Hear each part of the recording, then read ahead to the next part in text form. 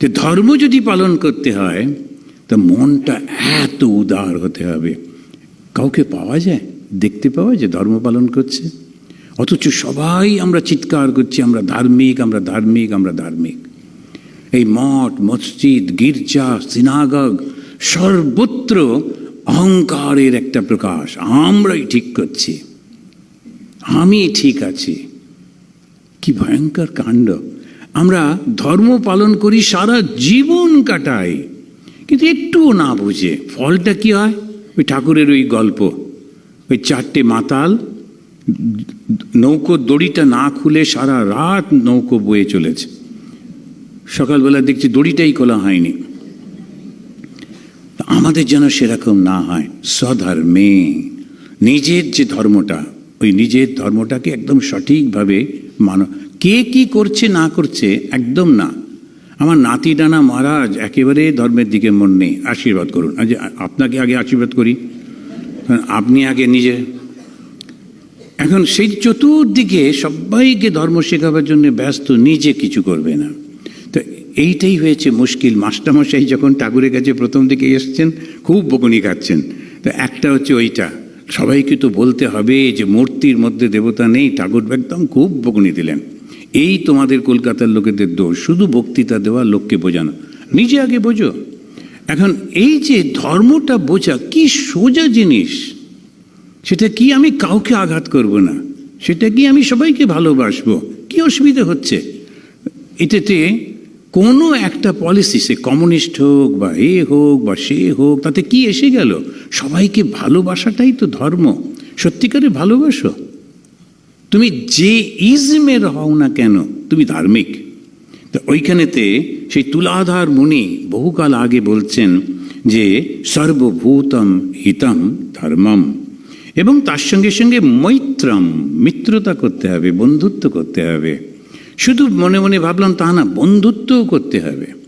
সেদিন স্বামীজি বিবেকানন্দ বলছেন not only toleration, tolerate করলাম জাগে জাগে যা করছে করুক গিয়ে, না, অ্যাকসেপ্টেন্স অলসো।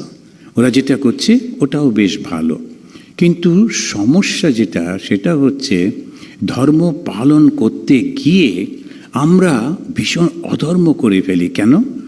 আমরা অন্যকে অত্যাচার করে ফেলি।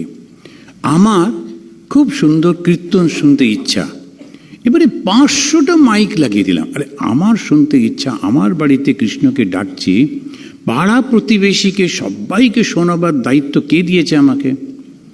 কিন্তু না, একদম চতুর্দিকে মাইক্রোফোন লাগিয়ে 3 দিন 3 রাত হো হো করে কীর্তন চলছে। বুড়ো মানুষগুলো ঘুমোতে পারছে না, বাচ্চাগুলো চিৎকার করছে, অসুস্থ মানুষ কষ্ট পাচ্ছে, আর ওখানে ভাবছে কৃষ্ণ মাথার উপরে ফুল ফেলে দিচ্ছেন।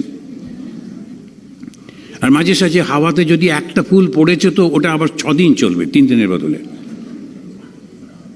আচ্ছা, এইটা ধর্ম? সাধারণ বুদ্ধি। আমি অত্যাচার করছি মানুষের উপরে, কেউ তো চাইনি না।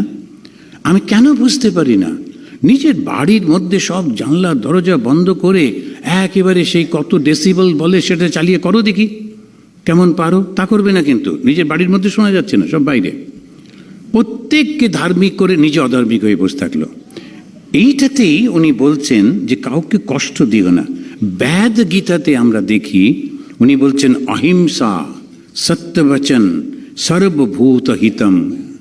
এইসব প্রথম হচ্ছে অহিংসা, সত্যবচন আর সর্বভূত হিতম। এখানেও বলছেন সর্বভূত হিতম। তো অহিংসা কি? কারুর প্রতি তো সবার প্রতি ভালোবাসা রয়েছে। তা ধর্ম মানুষটাকে কি করছে? প্রেমিক বানিয়ে দিচ্ছে, হিংস্র নয়। যখন ধর্ম মানুষকে হিংস্র বানিয়ে দেয়, ধর্মের নাম নিয়ে যখন রে রে করে তারা খুন করতে যায়, তখন ভগবানও সেখান থেকে দূরে চলে যান। না, এরা নয়, এরা আমার নয়। কিন্তু আমরা ধর্মের নাম নিয়ে অন্যের গলা কাটি, নিজেও মরি। কি ভুল, কি ভুল! সেইটাই বোঝবার সময় এসে গেছে। ভালো করে বুঝতে হবে ধর্ম একটা ট্রান্সফরমেশন, ধর্ম কনভার্সন নয়।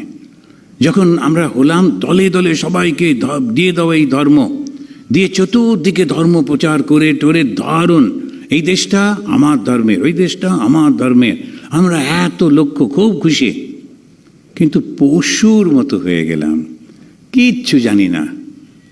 কিন্তু ধর্মটা হচ্ছে নট কনভার্সন, ট্রান্সফরমেশন। আবার মায়ের কথা, মা বলছেন বাবা ঈশ্বর লাভ হলে কি দুটো সিংহ যাবে? ভেতরটা পাল্টে যাবে। আমাদের জিজ্ঞেস করতে হবে না মহারাজ আমি কি একটু ঈশ্বর লাভ করেছি, ঈশ্বর লাভ কবে করব? রোজ নিজেকে চিন্তা করে দেখুন, আমি কি সবার জন্যে ভালোবাসতে পারছি? যে আমার নিন্দামন্দ করে তাকেও কি একটু ভালোবাসতে পারছি? তার জন্যে প্রার্থনা করতে পারছি?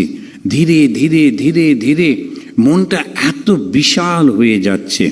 এটা এবারে ভগবদ গীতার 18 অধ্যায়ে ভগবান শ্রীকৃষ্ণ খুব সুন্দর করে সমস্ত সব কিছু সাজিয়ে দিয়েছেন। তারপরেই বলছেন সধর্মে, তারপরেরটা আমি বলিনি,